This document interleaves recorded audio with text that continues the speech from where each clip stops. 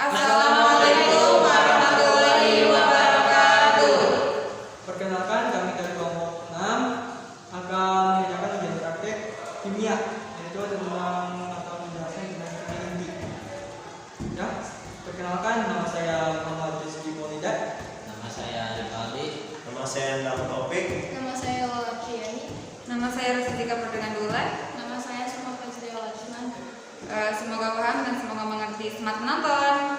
Assalamualaikum warahmatullahi wabarakatuh. Nama saya Suma Fajri Wajman akan menjelaskan tentang kimia inti. Kimia inti adalah kajian mengenai perubahan-perubahan dalam inti atom. Perubahan ini disebut reaksi inti. Peluruhan radioaktif dan transimutasi inti merupakan reaksi inti. Peluruhan radioaktif terjadi melalui pemancaran partikel dasar secara spontan. Transmutasi inti dihasilkan dari pemboleman inti untuk neutron, proton, atau inti lain. Contoh, konveksi nitrogen -14 atmosfer menjadi karbon -14 dan hidrogen.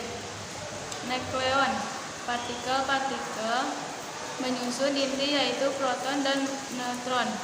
Nuklida, suatu spesies nuklir tertentu dengan lambang A, Z, X dengan N. Z, nomor atom. A, nomor massa, jumlah proton tambah neutron. N, neutron biasanya tidak ditulis karena N sama dengan A min Z. Isotop, kelompok nuklida dengan nomor atom sama. Isobar, kelompok nuklida dengan nomor massa sama. Isoton, kelompok nuklida dengan neutron sama. Partikel dasar yang umumnya terlibat dalam artikel reaksi inti. Nama, proton, lambang P atau H. Nomor atom 1, nomor massa 1, massa SMA 1000728. Neutron, nama neutron, lambang N, nomor atom 0, nama massa 1, massa SMA 1,00867.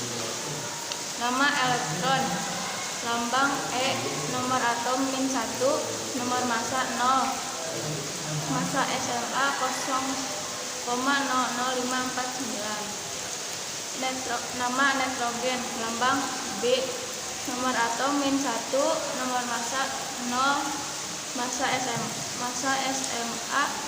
0,000549. Nama positron, lambang B, nomor atom +1, nomor massa 0, massa SMA 0,000549. Nama partikel alfa, lambang He atau A, nomor atom 2, nomor massa 4, massa SMA 4,00150. Assalamualaikum warahmatullahi wabarakatuh. Nama saya Lola Priyani. Saya akan melanjutkan penyampaian yang diberikan tadi semua. Aturan dalam penyetaraan reaksi inti. Jumlah total proton ditambah neutron dalam produk dan reaktan harus sama. Kekekalan nomor massa. Jumlah total muatan inti dalam produk dan reaktan harus sama. Kekekalan nomor atom. Kestabilan inti. Kestabilan inti tidak dapat diramalkan dengan suatu aturan, namun ada beberapa petunjuk empiris yang dapat digunakan untuk mengenal inti yang stabil dan yang sifat radioaktif atau tidak stabil, yaitu 1. Semua inti yang mempunyai proton 84 atau lebih tidak stabil. 2. Aturan ganjil genap, yaitu inti yang mempunyai jumlah proton genap dan jumlah neutron genap lebih stabil daripada inti yang mempunyai jumlah proton dan neutron ganjil. 3. Bilangan sakti, magic number. Nuklida yang memiliki neutron dan proton sebanyak bilangan sakti umumnya lebih stabil terhadap reaksi inti dan peluru Bilangan tersebut adalah untuk neutron 2, 8, 20, 28, 50, 82, dan 126. Untuk proton 2, 8, 20, 28, 50, dan 82. Pengaruh bilangan ini untuk stabilitas inti sama dengan banyaknya elektron untuk gas mulia yang sangat stabil. 4. Stabilan inti dapat dikaitkan dengan perbandingan neutron-proton. Sifat fisika unsur radioaktif. Inti atom terdiri atas neutron. Massa suatu inti selalu lebih kecil dari jumlah massa proton dan neutron. Selisih antara massa inti yang sebenarnya dan jumlah massa proton dan neutron penyusunnya disebut defek massa.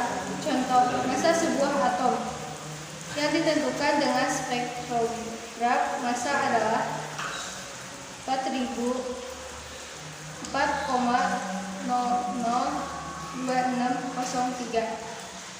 Massa proton 1,007277 sama. Massa elektron 0,005486 sama, dan massa neutron 1,008665 sama. Massa atom terhitung adalah 1,007277 sama. Defek massa ini merupakan ukuran energi pengikat neutron dan proton. Energi pengikat inti merupakan energi yang diperlukan untuk menguraikan inti. Energi yang dilepaskan jika inti terbentuk. Energi pengikut inti dapat dihitungkan dengan mengalihkan defek massa dalam satuan massa atom per nukleon dengan faktor konversi massa energi yang besarnya sama. Contoh, atom Fe mengandung 26 proton, 30 neutron, dan 26 elektron. Massa dari partikel-partikel ini adalah P sama dengan 1,007277 S sama. N sama dengan 1,00665 sama. E sama dengan 0,005486 SMA. 56 massa 26 Fe menurut perhitungan adalah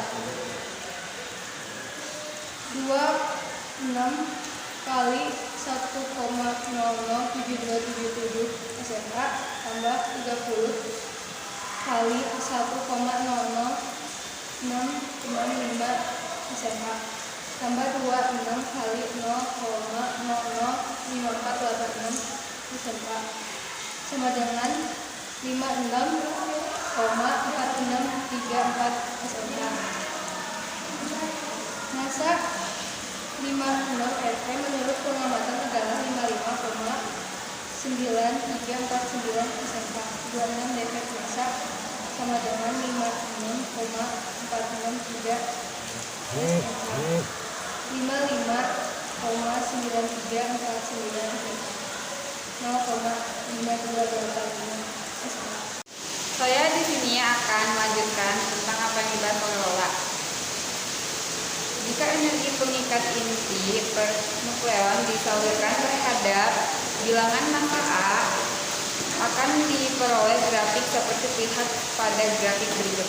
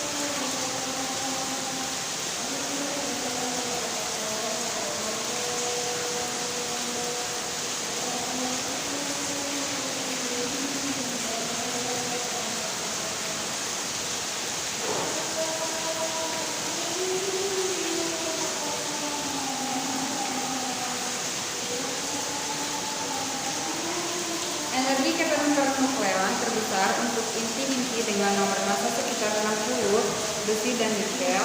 Ini dapat dilihat pada grafik di atas 56 bahwa puncak kurva mendekati Fe besi. Hal ini terkait dengan stabilan yang besar dari inti-inti unsur-unsur tersebut. Sifat kimia unsur radioaktif. 1. Mengalami peluruhan radioaktif. Unsur-unsur radioaktif dapat mengalami berbagai peluruhan, yaitu sebagai berikut. A. Peluruhan alfa. Peluruhan alfa atau radiasi alfa terdiri dari pancaran inti atom helium yang disebut partikel alfa dinyatakan dengan He. Setelah terpancar di udara, partikel alfa bertabrakan dengan molekul udara yang netral. Partikel manusia, tetapi dapat merusak kulit. Contoh,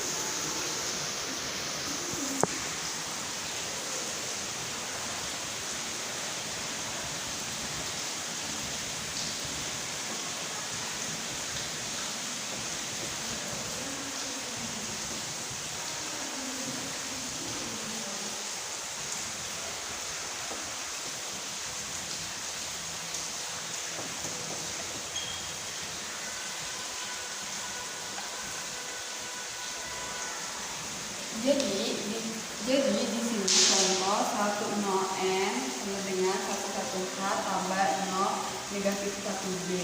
40 19K sama dengan 40 20 CA tambah 0 negatif 1B. 3H 1 sama dengan 32HE tambah 0 negatif 1B. Yang kedua, puluhan pasitron. Contoh 44SC sama dengan 4454SC 4420CA tambah 0 negatif 1B. 5027CO sama dengan 5426FE tambah 0 negatif 1B. Yang ketiga, penangkapan elektron. Proses ini jarang terjadi pada isotop alam, tetapi terjadi pada radionuklida buatan. Contoh 4422Ti tambah 0 negatif 1C dengan 4421XC. 5023pi tambah 0 negatif 1E sama dengan 5022Ti. Proses ini seringkali disebut transisi isomer. Pada peluruhan sinar gamma tidak dihasilkan baru karena sinar gamma merupakan energi foton yang tidak bermassa dan tidak bermuatan. Ini contohnya peluruhan gamma. 6027CO menjadi 6027CO tambah 00Y. 2. Pembelahan spontan. Proses ini hanya terjadi pada nuklida yang nomor atomnya besar dan membelah secara spontan menjadi dua nuklida yang masanya berbeda. Contohnya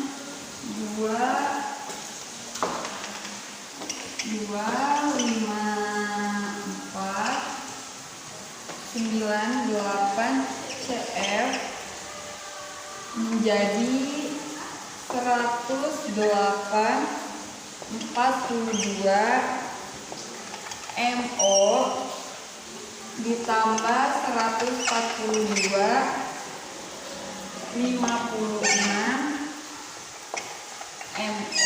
ditambah 410M. 3. Mengalami transmutasi inti.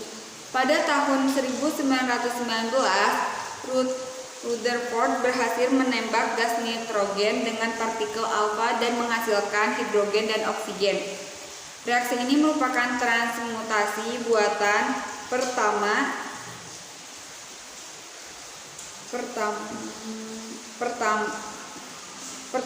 yaitu perubahan suatu unsur menjadi unsur lain pada tahun 1934. Irene Joliot Curie, putri Marie Curie, berhasil membuat atom fosfor yang bersifat radioaktif dengan menambahkan aluminium dengan sinar alfa yang berasal dari polonium, sehingga sifat-sifat unsur radioaktif dapat disimpulkan. 1. Dapat menembus kertas atau lempengan logam tipis. 2. Dapat mengionkan gas yang disinari. 3. Dapat menghitamkan plat film. 4. Menyebabkan benda-benda berlapis ZNS dapat berpendar fluoresensi. 5. Dapat diuraikan oleh medan magnet menjadi 3 berkas sinar, yaitu sinar A, B, dan Y. Sekian. Saya akan melanjutkan apa yang disampaikan oleh Rosijika. Manfaat reaksi kimia inti. 1. Industri. A. Pengawetan makanan. Radiasi sinar gamma dapat digunakan untuk mengawetkan makanan. Radiasi ini membunuh organisme yang menyebabkan pembusukan pada sayuran dan buah-buahan. B. Pengontrolan ketebalan bahan. Radiasi sinar gamma memberikan data dan mengontrol alat pengatur ketebalan bahan. Cara kerjanya didasarkan atas prinsip bahwa intensitas sinar akan berkurang bila sinar melalui benda sesuai dengan ketebalannya. C. Penyelidikan tentang kebocoran. Radiasi sinar gamma dapat digunakan untuk penelitian tentang ada tidaknya kebocoran. Misalnya, pada pipa minyak dalam tanah, minyak dicampur dengan senyawa kimia yang mengandung isotop radioaktif Na24 dalam bentuk senyawa bikarbonat yang memancarkan sinar gamma dengan waktu paruh pendek, yaitu 15 jam. Minyak tersebut kemudian dialirkan melalui pipa yang diselidiki. Dengan menggunakan alat pencacah sinar radioaktif Geiger-Müller counter, keadaan tanah yang dilalui pipa dideteksi apabila pada tempat tertentu terdeteksi radiasi. Artinya di tempat itu pipa mengalami kebocoran. Teknik semacam ini disebut teknik Cournot. D. Penyelidikan tentang sambungan dua logam. Penggunaan zat radioaktif dapat membantu kita apakah sambungan las antara dua logam, misalnya untuk kapal laut atau suatu mesin, sudah baik atau masih ada yang kurang. Konsep yang digunakan adalah bahwa intensitas sinar akan berkurang bila sinar melalui benda. Jadi bila ada kebocoran, maka intensitas sinar radioaktif yang keluar sama dengan sinar radioaktif yang masuk. 2. Kedokteran. Pensterilan alat-alat kedokteran. Dengan cara yang sama seperti pada pengawetan makanan, radiasi sinar gamma dapat digunakan untuk mensterilkan alat-alat kedokteran. Misalnya alat suntik disterilkan dengan cara radiasi gamma setelah dimasukkan dalam tempat yang tidak dapat dimasuki udara dari luar. Sebagai sumber radiasi adalah radioisotop CO60 atau CS137. Setiap hari BTA Badan Tenaga Atom Nasional mensterilkan sekitar 1 ton alat-alat kedokteran. Pengobatan penyakit. Orang yang menderita penyakit kanker tertentu dapat diobati dengan radiasi sinar gamma dari isotop CO60. Radiasi dapat diarahkan dengan tepat pada sel kanker. Dengan demikian sel kanker akan mati. Sel yang mati itu diharapkan akan diganti dengan sel yang sehat. Pengobatan dengan menggunakan dampak radiasi disebut radioterapi. Penyelidikan efisiensi kerja organ tubuh. Isotop radioaktif dapat digunakan untuk menentukan letak tumor pada otak manusia. Otak manusia sangat rumit sehingga sukar untuk mengetahui letak tumor otak. Oleh karena itu digunakan radioisotop 131 yang disuntikan ke dalam tubuh pasien. 131 akan diserap oleh jaringan tumor. Mengingat radioisotop memancarkan sinar gamma, maka letak tumor dapat ditentukan dengan menggunakan alat pencacah. Saya di sini akan melanjutkan apa yang telah disampaikan oleh Rivaldi. 3. Hidrogen. A. Kecepatan gerak lumpur. Untuk mengetahui kecepatan gerak lumpur dalam sungai, isotop radioaktif Na-24 dicampur dengan lumpur sungai, isotop Na-2 memancarkan sinar gamma, kemudian dimasukkan ke dalam sungai pada tempat tertentu. B. Debit air sungai kurang 3 dan Na-24 adalah isotop radioaktif yang tepat untuk mengetahui beberapa jumlah air sungai mengalir per detik atau debit air sungai. 4. Pertanian. A. Pemupukan. Untuk mengetahui tempat pemupukan yang tepat sehingga tanaman dapat tumbuh dengan baik, unsur karbon dalam pupuk urea diberi label 14 isotop C-14. Ini memancarkan sinar beta dan berfungsi sebagai perunut. Pupuk kemudian ditempatkan pada tempat yang berbeda-beda dalam tanah. Setelah beberapa hari dapat diteliti keadaan tanaman dan berapa banyak pupuk yang diserap oleh tanaman. B. Pemberantasan hama. Selain cara pemupukan dalam bidang biologi atau pertanian, radiasi isotop radioaktif dapat digunakan untuk pemberantasan hama. C. Mutasi pada tanaman. Penyinaran untuk memperoleh mutasi-mutasi pada tanaman dilakukan terhadap biji atau cabang dari tumbuhan yang mempunyai arti ekonomi penting seperti jadi. 5. Biologi. Meneliti gerakan air dalam tanaman. B. Mengubah sifat gen. 6. Kimia. A. Menetapkan lintasan karbon pada fotosintesis. B. Penetapan struktur senyawa kimia seperti ion disulfat. C. Esterifikasi, misalnya dalam esterifikasi antara ascol dan asam karboksilat. 7. Energi. A. PLNTN. Banyak reaksi kimia yang membebaskan banyak kalor, tetapi reaksi ini atau reaksi nuklir memberikan lebih banyak kalor. Energi yang sangat besar itu dapat digunakan dengan baik untuk menghasilkan sesuatu. Pusat tenaga nuklir mengendalikan reaksi nuklir sehingga energi yang dilepaskan dapat digunakan untuk pembangkit listrik.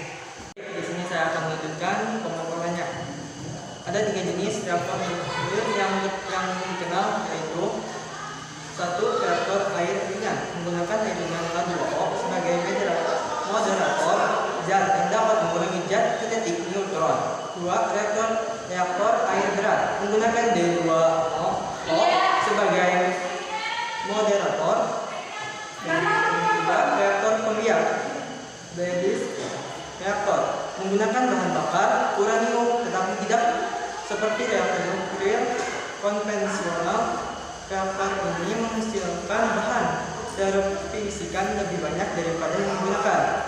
8. Bidang antropologi. A. Penentuan umur bantuan. B. Penentuan umur fosil. Terus dampak negatif dan pengaplikasian kimia inti. 1. Bom atom. Penerapan pertama kali isi inti tiada dalam pengembangan bom atom. Faktor krusial dalam rencangan bom ini adalah penentuan masa kritis untuk bom itu. 1. Bom atom yang kecil setara dengan 10.000 ton TNT. Kedua, radiasi nuklir. Reaksi nuklir berarti reaksi yang terjadi di dalam inti atom akibat dari reaksi itu dihasilkan pancaran atau radiasi nuklir, seperti halnya yang sudah dialami korban bencana atomik, bom atom, Chernobyl, dan lain-lain. Ketiga, makanan berradiasi. Sebelumnya telah diulas bagaimana sinar gamma dapat digunakan untuk mengawetkan makanan. Perlu diingat juga bahwa radiasi ini bersifat merusak sel sehingga dapat membunuh organisme yang menyebabkan pembusukan pada sayuran dan buah-buahan. Buah atau sayuran yang telah terkena radiasi kemungkinan mengalami kerusakan nutrisi, vitamin, asam, amino, enzim, dan lainnya. Keempat, limbah radiasi terhadap lingkungan. Masalah pembuangan limbah radioaktif juga perlu diperhitungkan dalam lingkungan nuklir sebagai sumber energi yang memadai. Banyak saran telah dikemukakan mengenai penyimpanan atau pembuangan limbah nuklir ini, termasuk penguburan dalam tanah, penguburan di bawah dasar laut, dan penyimpanan di dalam lapisan geologi.